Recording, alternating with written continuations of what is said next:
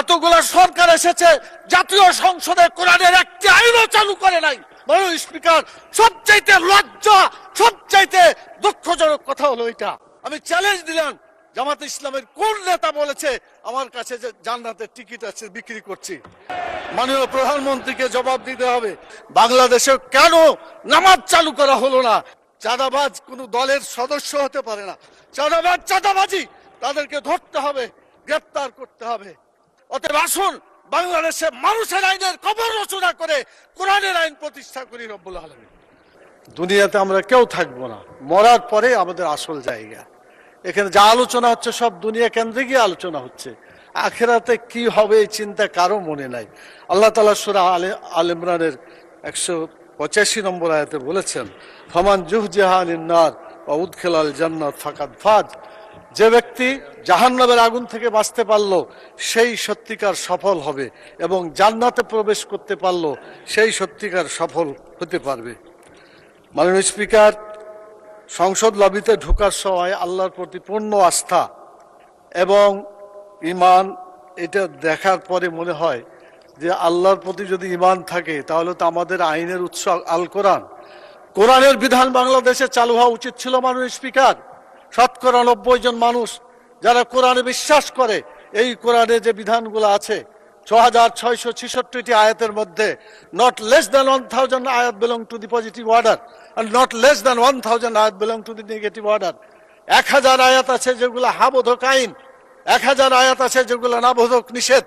কোরআনের এই 1000 পজিটিভ এবং 1000 নেগেটিভ আয়াতগুলা বাংলাদেশে কায়েম করতে হবে, এটা আমাদের দাবি। মাননীয় স্পিকার, এরপরে যে কথা আমি বলতে চাই মাননীয় স্পিকার, সেটা হলো আল্লাহ তাআলা যাদেরকে নির্বাচিত করেছেন, হুকুমের ক্ষমতা দিয়েছেন, সূরা হজের 41 নম্বর আয়াত, মাননীয় প্রধানমন্ত্রী আছেন, তার দৃষ্টি আকর্ষণ করে সকলকেই বলতে চায়, আল্লাযীনা ইম্মাক্কান্নাহুম ফিল আরদি আকামুস সালাত ওয়া আতাউয যাকাত ওয়া আমারু বিল মারুফ ওয়া নাহাউ আনিল মুনকার। যারা রাষ্ট্র ক্ষমতা পাবে তারা দেশে নামাজ চালু করে মানুষের চরিত্র ভালো করে দেবে, এবং যাকাত চালু করে মানুষের ক্ষুধা, দারিদ্র্য, বেকারত্ব দেশ থেকে তারা বিতাড়িত করবে। ভালো কাজ করে মানুষকে শান্তিতে থাকতে দেবে, খারাপ কাজ বন্ধ করে অশান্তির আগুন থেকে মানুষকে রক্ষা করবে।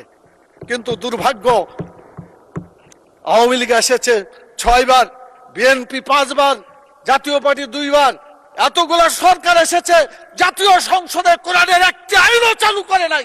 মাননীয় স্পিকার, সবচাইতে লজ্জা, সবচাইতে দুঃখজনক কথা হলো এটা। আমরা চাই আমরা এদেশে কোরআনের আইন চালু করে মানুষকে মুক্তি দেব। আমি মাননীয় প্রধানমন্ত্রীকে বলবো, আপনাকেও জিজ্ঞাসা করা হবে, আমাকেও করা হবে, বাংলাদেশে কেন নামাজ চালু করা হলো না? কেন যাকাত চালু করে ক্ষুধা, দারিদ্র্য, বেকারত্ব দেশ থেকে দূর করা হলো না? কেন ভালো কাজ চালু করে মানুষকে শান্তিতে থাকতে দেওয়া হলো না? কেন খারাপ কাজগুলো বন্ধ করে অশান্তি থেকে মানুষকে রক্ষা করা হলো না? মাননীয় স্পিকার, আমি আপনার মাধ্যমে মাননীয় প্রধানমন্ত্রী সহ আইনমন্ত্রী পাশে বসে আছেন, তারা জবাব দিবেন এবং বলবেন। তাদের আমি বলতে চাই, মাননীয় স্পিকার, সময় কম দেওয়ার কারণে কোনটা বলি আর কোনটা বোঝা যাচ্ছে না। মাননীয় স্পিকার, আমাদের দেশের সুদ, ঘুষ, মদ, জুয়া, জেনা, ব্যভিচার, চাঁদাবাজি, টেন্ডারবাজি যারা করে, এরা কোনো দলের লোক না মাননীয় স্পিকার।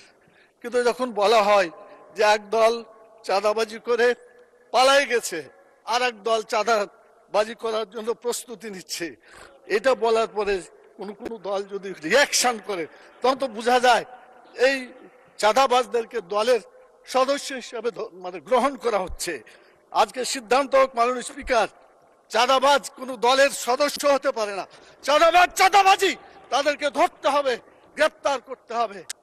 এরপরে যে কথা বলতে চাই সেটা হলো, টিকিট বিক্রির একটা কথা বলা হয়েছে।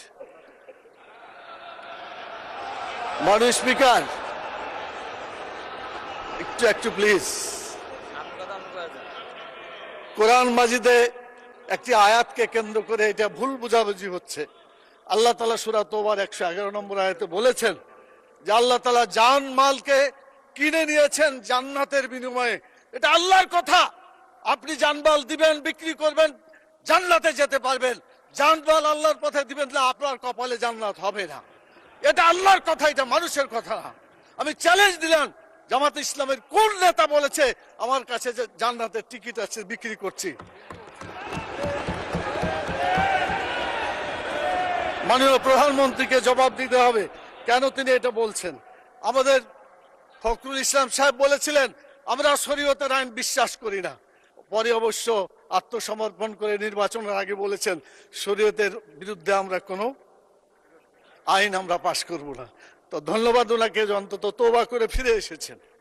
আমরা আল্লাহর আইন চাই, আপনারা আল্লাহর আইনের বিরোধিতা করবেন না বলেছেন। অতএব আসুন বাংলাদেশে মানুষের আইনের কবর রচনা করে কোরআনের আইন প্রতিষ্ঠা করি রব্বুল আলামিন। আল্লাহ